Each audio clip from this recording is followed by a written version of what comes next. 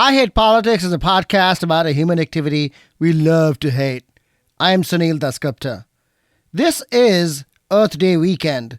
It is hard to find, let alone celebrate, climate victories right now. But my guests today are a band of optimists, quite literally. The Sunshiners is a musical group of three local climate activists, Kipyn Martin, Rick Sullivan, and Jeffrey Weisner, who are releasing their first album together, Endangered Species, on this show, and in the hope that music will speak louder than words alone. Not only will you hear from the musician activists, but you will also get to listen to their album in full. Time is coming. We know it's close at hand. Our mother, she is pleading. I've had all I can stand. Rivers of oil, blood and tears, darkest evil, deepest fears, ExxonMobil and their friends, this web of lies, they defend truth. Time is coming.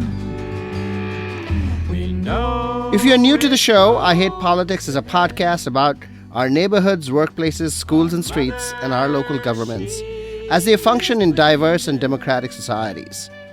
This means our politics are messy, dirty, sometimes corrupt, with often self-serving politicians. But no matter how much we may hate politics, we are never exempt from it, even when we refuse to participate. In fact, the purpose of politics is to keep society functioning precisely when we don't agree with each other, like now.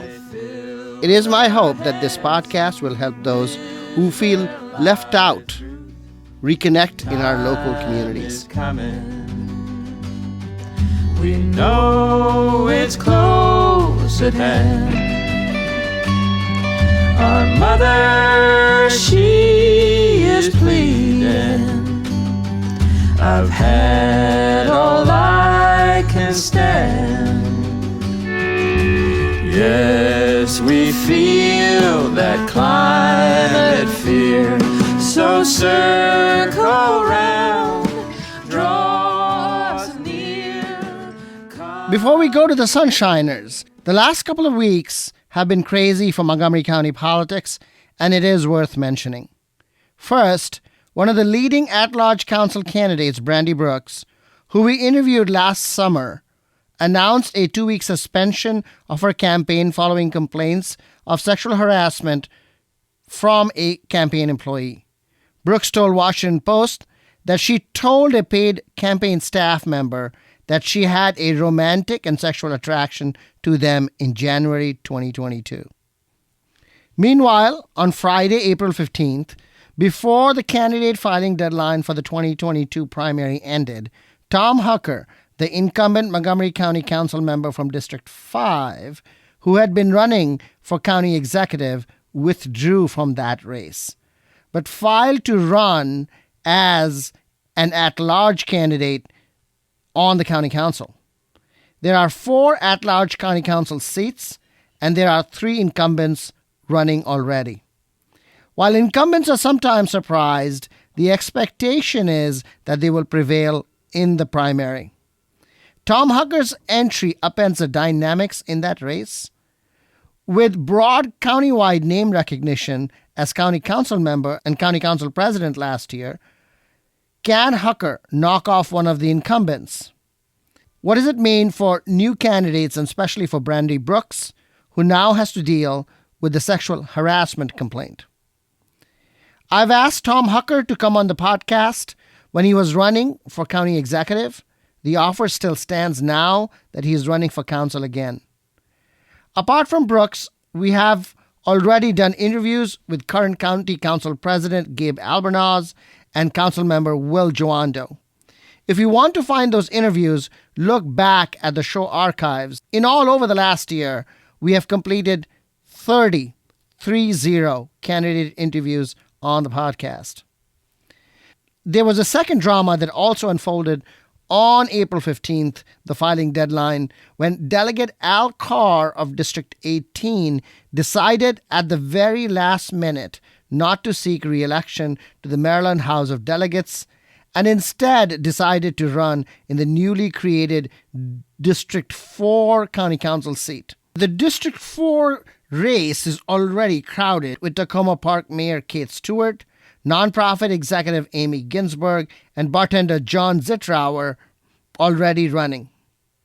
County Council District 4 and State Legislative District 18 are significantly different. County Council District 4 includes Tacoma Park, which is a stronghold for its mayor, Kate Stewart. The two districts overlap in Kensington.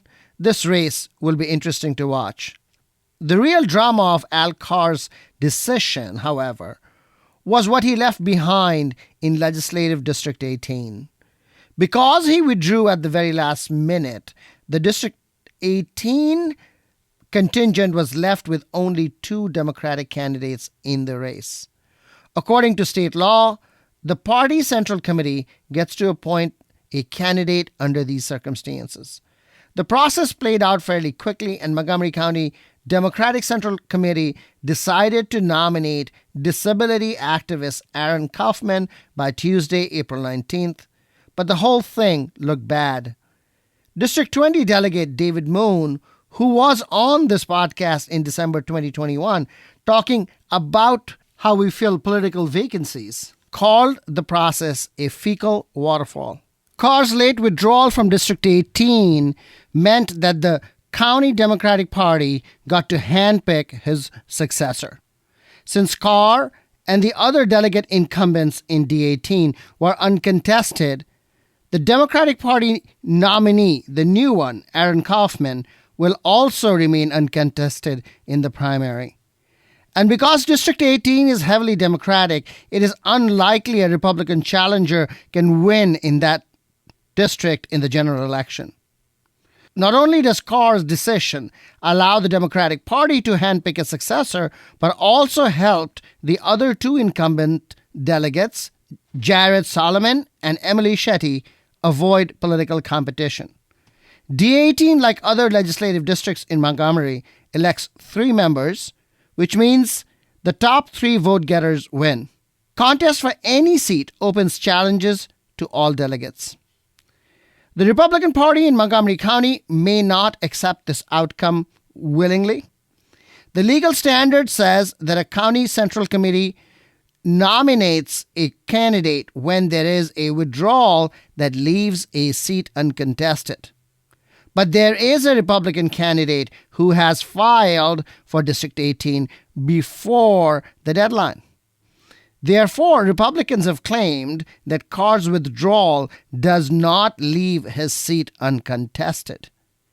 If their position holds, District 18 could very well get a Republican candidate, which in a heavily Democratic district would be quite the unexpected outcome.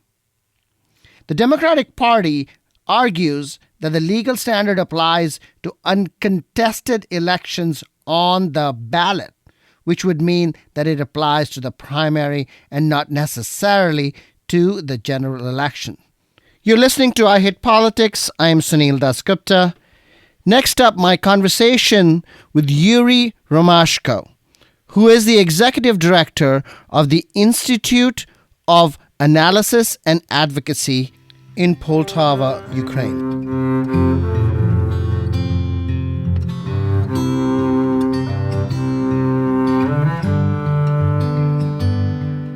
Yuri Romashko, welcome to I Hate Politics. Good afternoon, all. How far from the fighting are you? Are you close by? What's going on? I'm in Poltava region. It's actually these days like a logistic hub between Kiev direction and Kharkiv direction. And as you know, Kharkiv direction is city where is military action is still going on. Not in Kharkiv, but about 50 kilometers near the Kharkiv. So Poltava is about 135 kilometers to Kharkiv. What have you been doing since the war started? We have started, of course, humanitarian support, especially to Sumy region and Kharkiv region, because of it's near the Poltava. As you understand, Sumy is also about 150 or 160 kilometers, so it's near the Poltava, and we have good road connection. So we've sent various humanitarian aid. First of all, second direction, we've sent medicines, of course, especially in the Kharkiv direction. Actually, I've just had announced that the air attack could be. Okay, so you want to go to the basement? It's okay. We've got this announcement. I don't know, each hour, like something like that. So it's if I've got once again, then I guess we should stop this conversation, and I will go. Yes, as you. Also, my colleagues, my friends who are the members of our team, they started creating protective equipment. Would you like to give the website out so people can donate if they want to? Yes, Tribune8.com UA. It's a website where you can donate and support also our activity. Thank you. Okay. What is it about Ukraine that enabled you to survive this long when the expectation was 2 weeks max? All of our partners, and also actually our Russian Federation, who started the war, don't include and don't analyze. It's our unity. Their minister Shoigu said that it will be very easy. I don't know, way to Kiev. People will say hello you, and everything will be good. But in fact was vice versa. People in Ukraine met them, but met with weapon and with cocktails.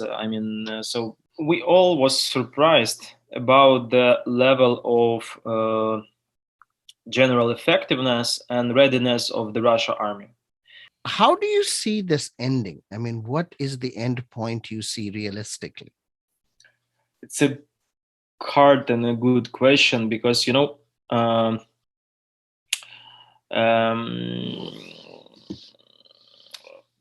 as longer all of these activities, as too many ways of ending we have. And on one side, we should understand that next month, I guess, 3 weeks, about 3 weeks, the situation in Donbass will be clear. So we will see what will be. Do you feel that there is a way in which this can be limited, or this has to be a full-on victory? No. It's limited, of course. By the end of the year, everything is finished for sure. It's because it's unreal if you're talking about the economy of Russia, the soldiers, the techniques, equipment, and so on. It's unreal because they are not ready for longer period. Even if it will be the scenario of just taking the position and trying to protect this position, it's unreal. Do you think personally you would agree to a deal, agree to a negotiated settlement that said that some territory that Russia controls in Ukraine will remain with them? Or do you think that's not at all negotiable? No, it couldn't be. It's unreal. Ukrainian side and our negotiation group, and even each Ukrainian will never support this. So no, we start protect our land from the first day, and the price of this is very high. So of course no. Only go home. So it's unreal. Are you looking at the possibility of reparations from Russia? Of course, for sure. And but the history of reparations like that is very, very difficult, right? reparations after World War One, really did not work. I mean, is there a sense that, we are going down that path? Yes, absolutely agree that it's a very hard question due to the mechanism how to do it. It's the key question today. Of course, we will do it, and our government and a lot of decision makers, actors discussing this issue, how to do it best, because all of us see the sanction of the United Kingdom, the United States, when they frozen a lot of finances, and not only, and which actually could be the source of this reparation.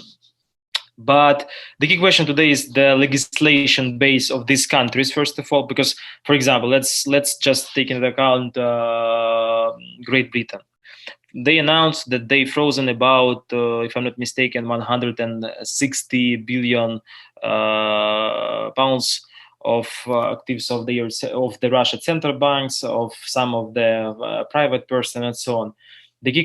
So we understand they frozen, but but it doesn't mean that this money is the Ukrainian or Great Britain. They are just frozen. But the question is how the Great Britain could find the mechanism in their legislation base, blah blah blah, to transfer this money, for example, I don't know, to and so on. So a lot of questions how to do. But we should understand that if we want to get reparation, these discussions should start just now, because it will be,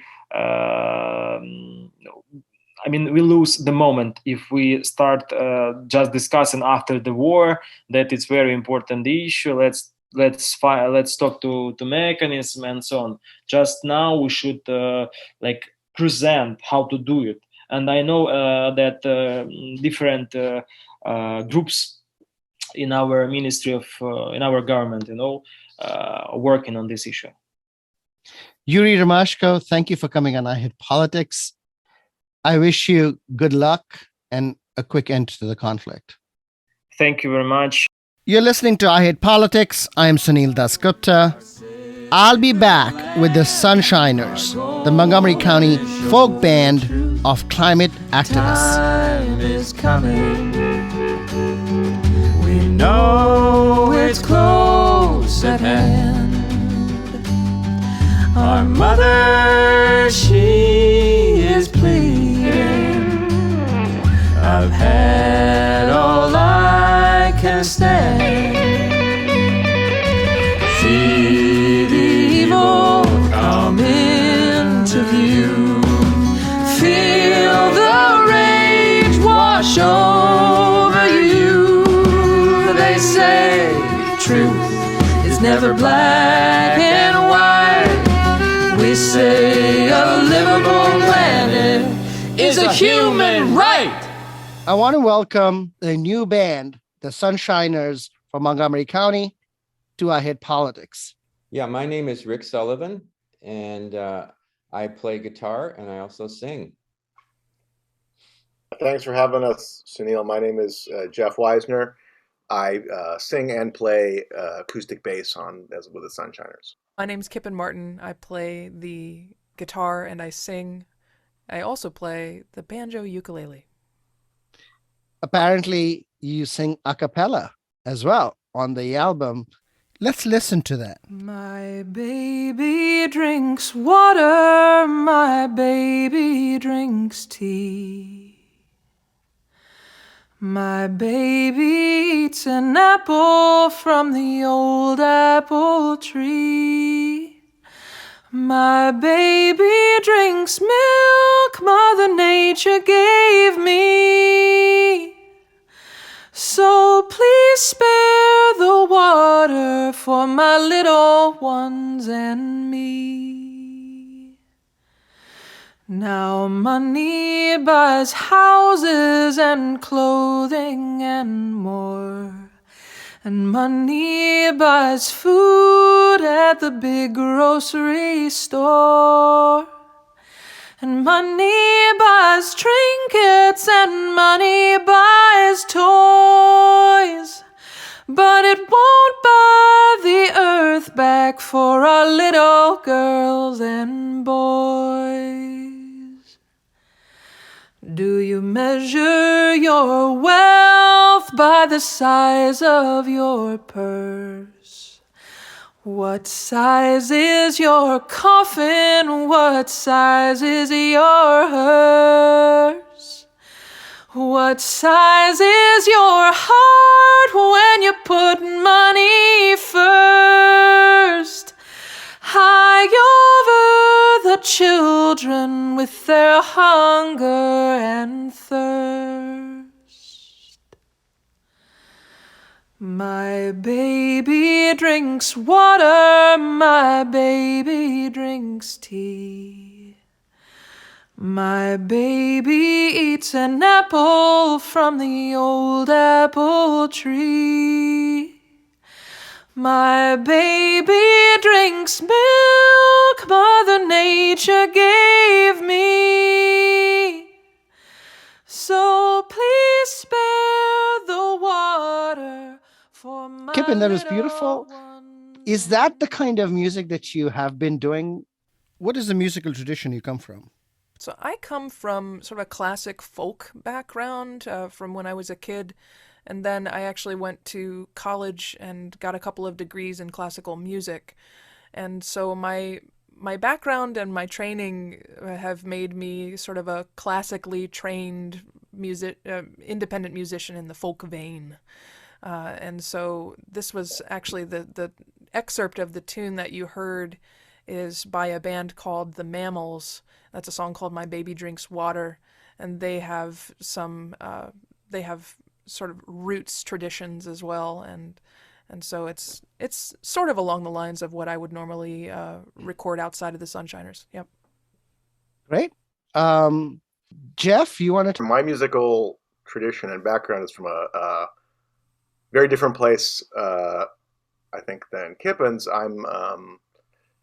Most of my musical work is as a classically trained musician, so I am a member of the National Symphony Orchestra in Washington, D.C., play at the Kennedy Center, and I have been, again, primarily a classical bass player for my career. I've also taught at the Peabody Conservatory in Baltimore, and I've have a solo album of my own of original compositions for solo bass, and so the Sunshiners is really my first sort of sustained music project that's not primarily in the classical vein for me.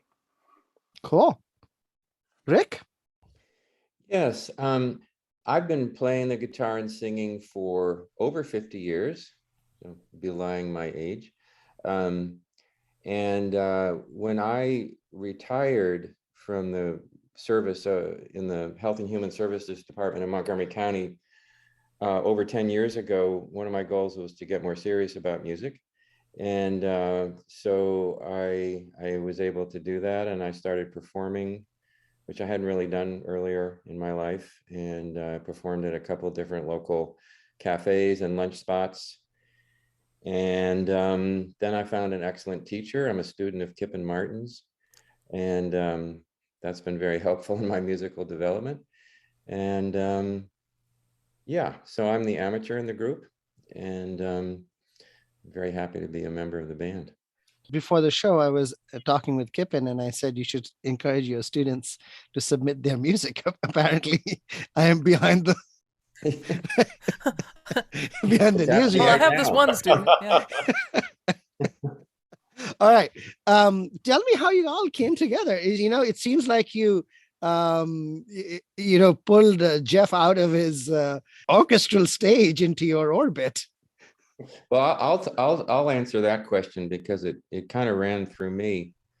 And Jeff and I have been doing climate work, organizing in Montgomery County since about 2014. And so we work very closely in that regard.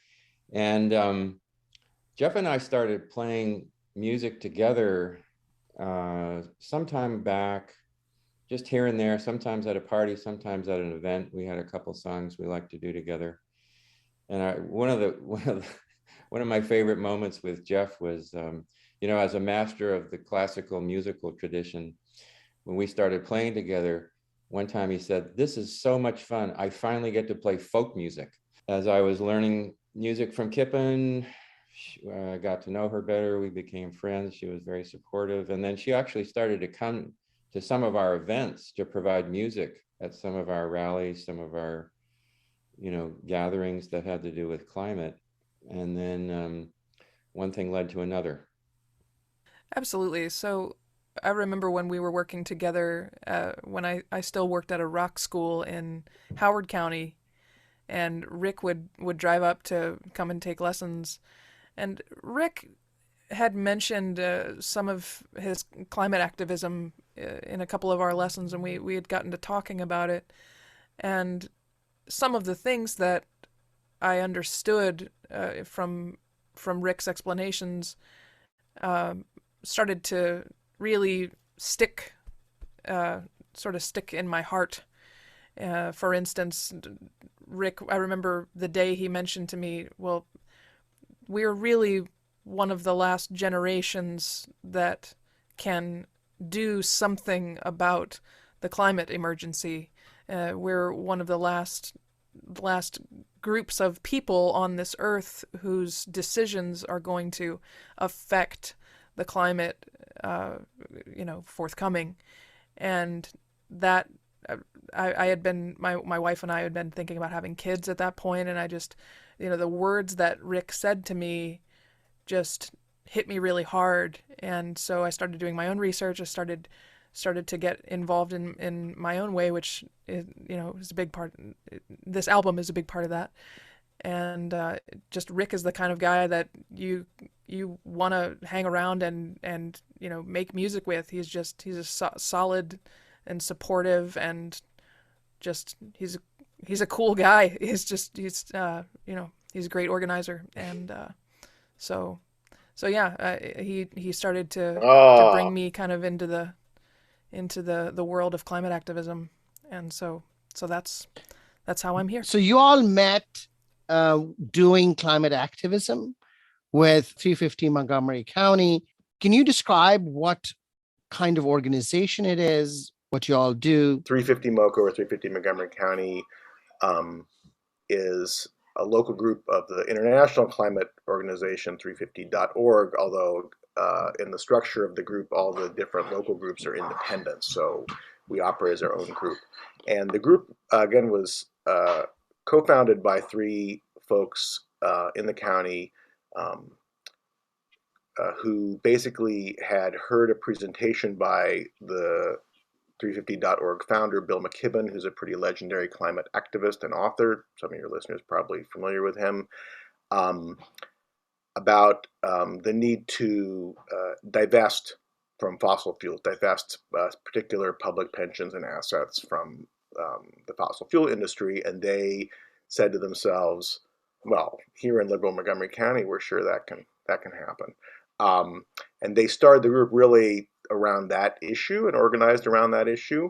And we, so for a while, the group was really mainly focused on that topic.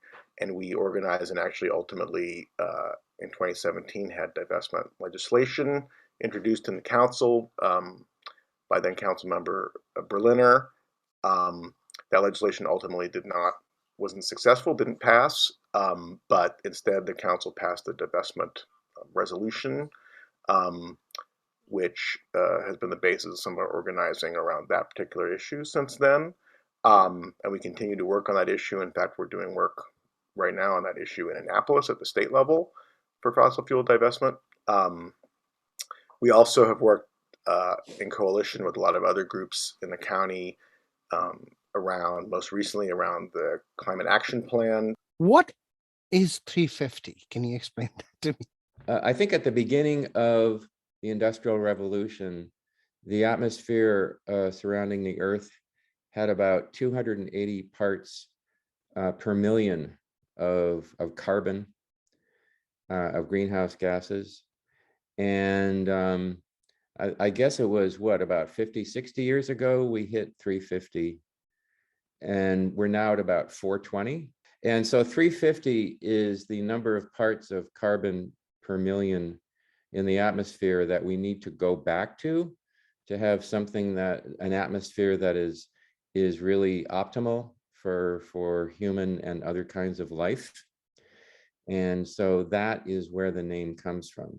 And so it's a target that it's a number that we were at one point and we need to get back to. Okay. Let me pick up from something that I think Jeff mentioned, that in liberal Montgomery County, we should expect stronger climate action. But of course, we don't, right? Of course, if you look at protests, or if you look at testimonies, you would say that most Montgomery County residents seem disengaged from the climate issue. Is that your analysis? And why do you think that happens? So even the most enlightened people around the climate issue still have denial. They still, and when I say denial, I mean, are you ready to advocate the extremely radical changes that we need to make in our energy system in order to accomplish getting to zero carbon emissions, which is where we need to go. Just to add to that, I think that when we talk about local issues and local government, and you've of course covered a lot of these topics in depth, but a lot of the local issues that are most central to action on climate change have a lot of powerful actors around them that have very powerful short-term interests in things being different. We're talking about how we move transportation, how we move around. We're talking about land use and building policy. We're talking about the cost of energy, where we get our energy from. And obviously there are very powerful and well-connected political forces in the county, some of which have appeared on right here on I Hate Politics, who have, strong, immediate desires to keep things as they are, basically. And I think that is one of the top challenges that faces any local community, and of course, really, it's a global challenge. I would say two things in response to that. First of all, there's been a very deliberate and very successful propaganda campaign that has been run by the fossil fuel industry primarily over the last 50, 60 years. I mean, the greenhouse effect and the way that global warming takes place geophysically has been understood for well over 100 years. The research that the fossil fuel industry did in the 70s and 80s confirmed all that. And instead of doing the right thing by humanity, they have continued to pull the wool over our eyes in a very effective way in order to keep making the profits, the vast profits they make by extracting and selling fossil fuels. And one thing, if people want to kind of look this up, it's a very parallel kind of process to what we know about the propaganda campaign that came out of the tobacco industry, when there was a battle over how much smoking harmed health and so on and so forth. And some of the same PR firms and the same PR actors have been active in the fossil fuel propaganda. The other thing I would say is that, historically speaking, in the last 40 or 50 years, the ability of government to act in a systematic and large-scale way in order to promote the common good has been degraded drastically. And I don't even think we understand that very well. This is still history that's happening around us, but certainly starting with Ronald Reagan, when he said government's not the solution, it's the problem. There's been a degradation of government. Government has, become less able, except in a few sectors like the defense industry, to really function the way it did in the past. So what we need for the climate crisis is a mobilization not so unlike the mobilization that America was able to undertake at the outset of World War II, where every resource in the economy and in the society was aimed at solving the problem of fascism and this war. And right now, our government is not the same government. It's not really set up to do that kind of thing. So there are multiple critiques of how we live and our, economic system, our the way we govern ourselves. But to ask for that kind of mobilization, right? Bill McKibben, for example, has been asking for this for a long, long time, and it hasn't happened. Why? Another piece of it is that while climate change is happening extremely fast by geophysical standards in the lives of a person in 2022, it's still happening relatively slowly. You get up each day and there's weather and you're living your life. But of course, you have a lot of immediate concerns. You have a lot of concerns about, your job and your family and things like this. And, well, sometimes it does seem like we'll need magic. Let's listen to your song, The Golden Thread. Oh, so fine. I'd weave a magic band of rainbow design,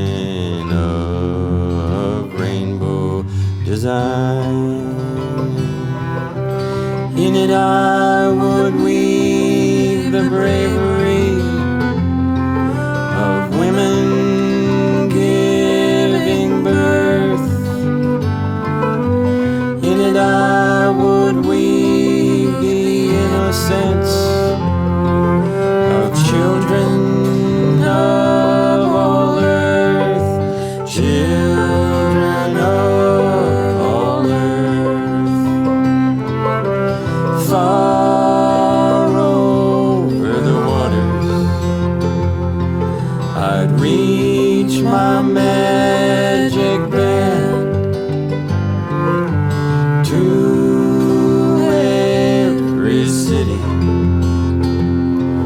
in every single land, in every land. Show my brothers and my sisters my rainbow design. Bind up this sorry world through hand and heart and mind, hand and heart and mind. Far over the water, I'd reach my magic band to every human being, so they would understand, so they'd understand. Oh, had I a golden thread and needle, oh, so fine, I'd weave a magic band of rainbow design, of rainbow design, of rainbow design.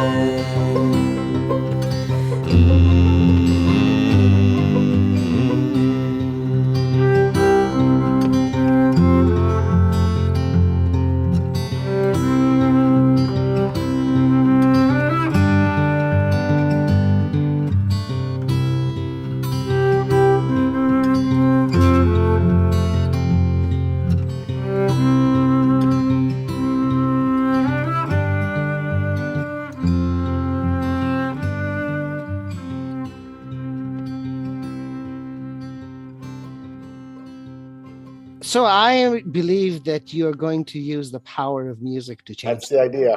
That's We're certainly going to nothing try. else has worked. That's right.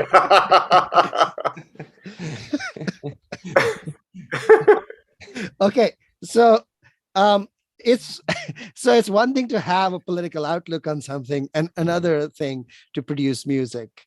You know, I'm a great fan of Mercedes Sosa, um, and I'm a great fan of some of the old um, folk artists. So tell me about your process of how did you do it? I mean, who wrote the lyrics? Who wrote the music? How did you all put it together? Did you all co-write? How did you do it? Yeah, so we've recorded 5 songs together, one of which we wrote together. Rick and I were kind of the lyrics and music side, and then Jeff was a collaborator on the musical side as well. And Rick and I sat down and wrote a song called Truth Time together, which encourages us to accept and sort of feel our feelings regarding the climate emergency. And yeah, so I don't know, Rick. I think I probably wrote a good bit of the music, and then we collaborated on the lyrics together. Does that sound right? I might have written a few more lyrics, but we certainly ran everything through I mean, it was very exciting process for me musically, because I had never been much of a songwriter, and I'd never written a song with somebody else. And so yes, it was a great collaboration. Mm-hmm. So let me ask you, the other 4 tracks are covers then? What are they? Of course, we wrote the song Truth Time, but we recorded 2 songs by a band called The Mammals. One is My Baby Drinks Water, the other is a song called Sunshiner. The song None of Us Are Free was made popular by Ray Charles in the 90s, and then Solomon Burke also covered that song. And then, of course, Oh, Had I a Golden Thread is a Pete Seeger original. So that's who we're covering. Just the Mammals, Pete Seeger, and Ray Charles. Yeah. Wow, that's a hit list.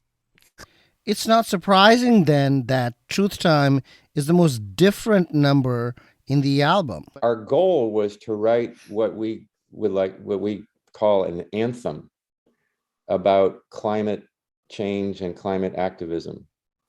And so we wanted that song to be like a bigger kind of production. So we have drums, we have an electric guitar, and we wanted to make more noise and stir people up with that song. So we have and then we have Kipyn singing a song a cappella, and then so we have kind of a range of instrumentation, texture, if you want to call it texture. I think that the song choices, were, besides the fact that they're all by like really good people that we like, and that they're good songs,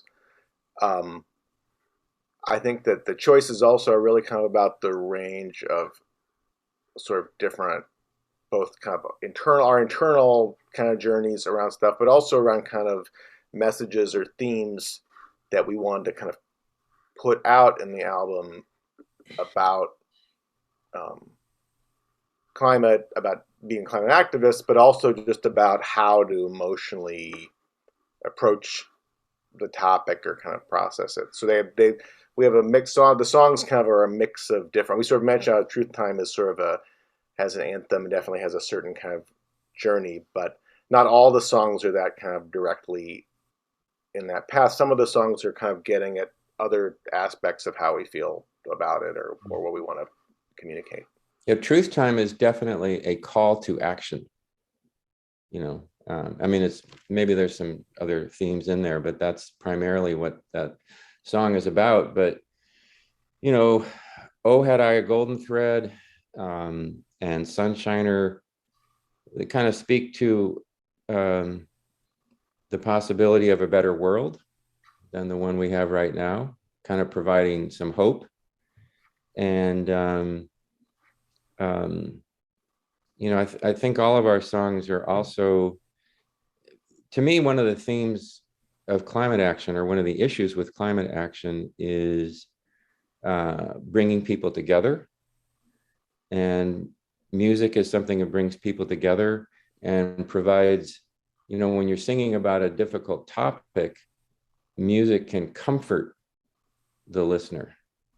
And if you're in a group performing and you're talking about a difficult topic, you're singing about a difficult topic, such as climate change, I think it provides a certain kind of solace and comfort and a sense of group cohesion, so that you gather strength to go forward and take action.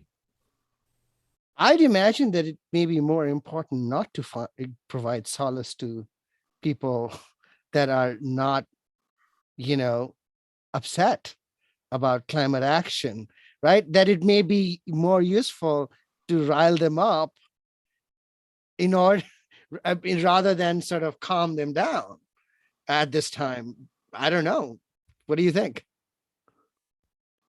You were mentioning sort of why don't people get more involved? And on one side, we talked a lot about how there's the collective action problem, immediate concerns, but another thing is that a lot of people, because the problem is so big and complex, structural and complicated, people kind of go into like a weird, like, oh well, I guess we're doomed, sort of shoulder shrug, and just kind of decide like, look, I can't do anything about that. We're probably all dead. Oh well, and they kind of move on. I think that some people use that tool in themselves to kind of really to deal with the enormity of the crisis.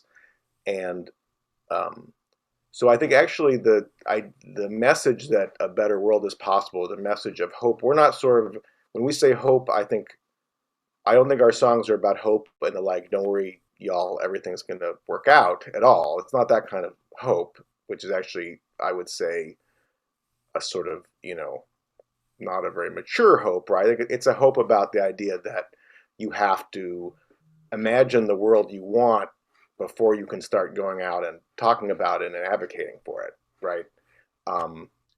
And I think that, in climate activism, and this is interesting. I mean, so like I said, I'm a professional musician who got into climate activism, and of course, I get to then talk with and rub shoulders with a lot of scientists and researchers, analysis, people doing very complex, studies of the science or of the policy.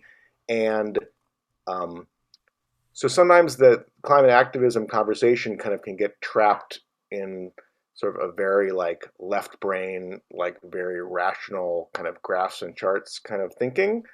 And I think that one thing we're trying to do with this album, or that I try to do generally, and maybe it's because I come to the activism side of me as a musician, is think that you have to kind of have this kind of vision and imagination to really be able to reach people and talk about the issue. And I think that so I think the music, is really a window into kind of how people can process their negative feelings, but also how they can be open to thinking about how things could be better for themselves or for the future. I want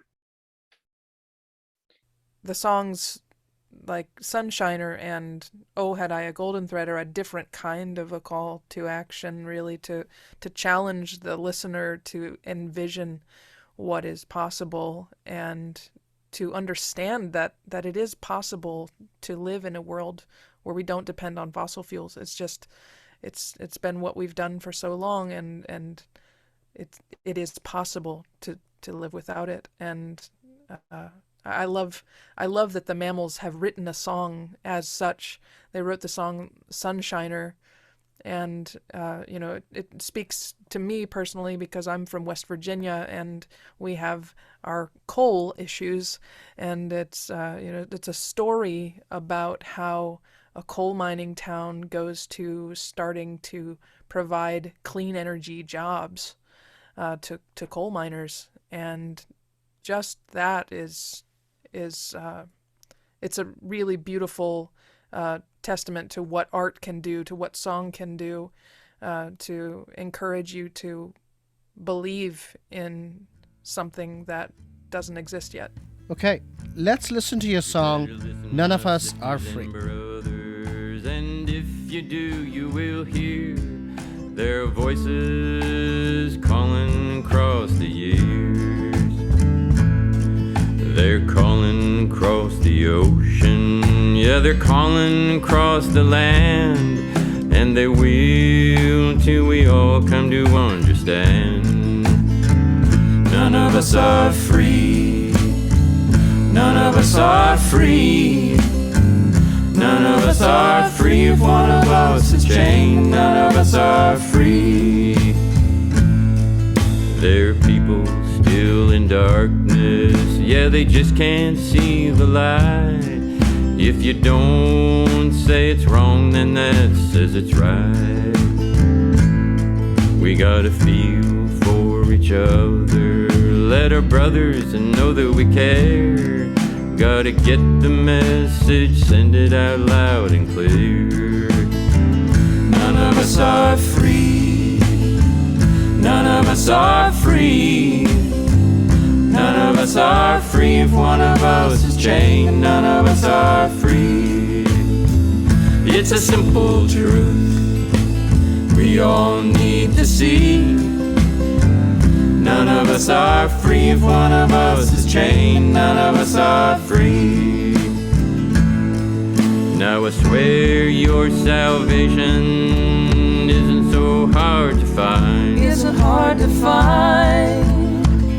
None of us can find it on our own. On our own. Well, we gotta join together, spirit, heart, and mind. Spirit, heart, and mind. So that every soul that's suffering knows they're not alone. Oh, you're not alone.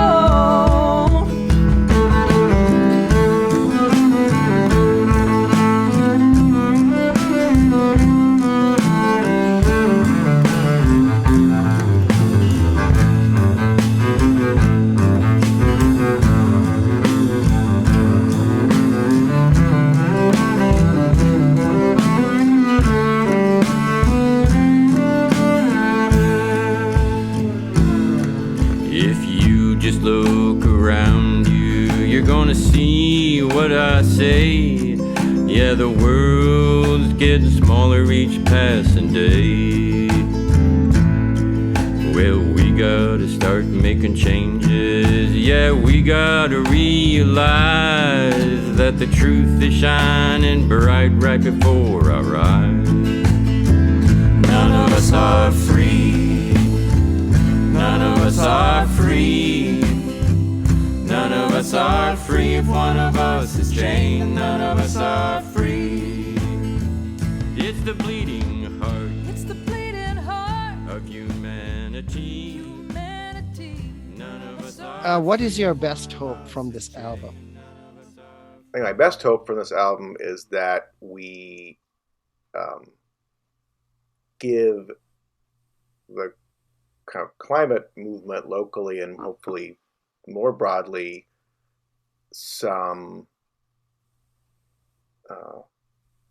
new ways to connect with people, maybe through some of this music, or just through the idea that like music is part of how you're going to reach people.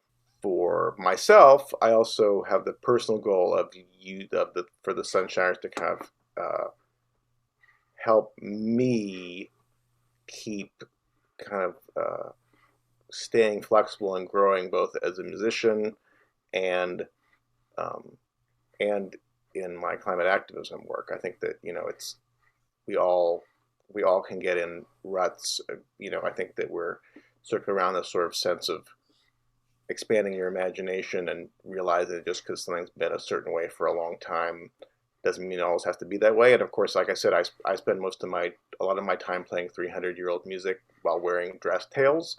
So, I'm not saying that all like tradition is necessarily bad, but I think that I see in that side of my music life sometimes how when people don't open up their minds to see how things could be different, you end up kind of stuck in a rut wondering why things are getting worse. And I think that on climate, both locally and more broadly, I think we have that same problem. So I hope that this album can help our listeners come together and can heal and energize and fire up the listeners who are on the sidelines, and give them a place to process what's going on. It's a hard thing to look at, but it's an important thing to look at. And so I hope the music can provide some balm and also provide some fire. Rick Sullivan, Jeff Weisner, Kipyn Martin, the Sunshiners, thank you for coming on I Hit Politics. Good luck on your debut album. Thanks for having us. Thank you. It was great. Cheers. Thank you so much for having us, Sunil.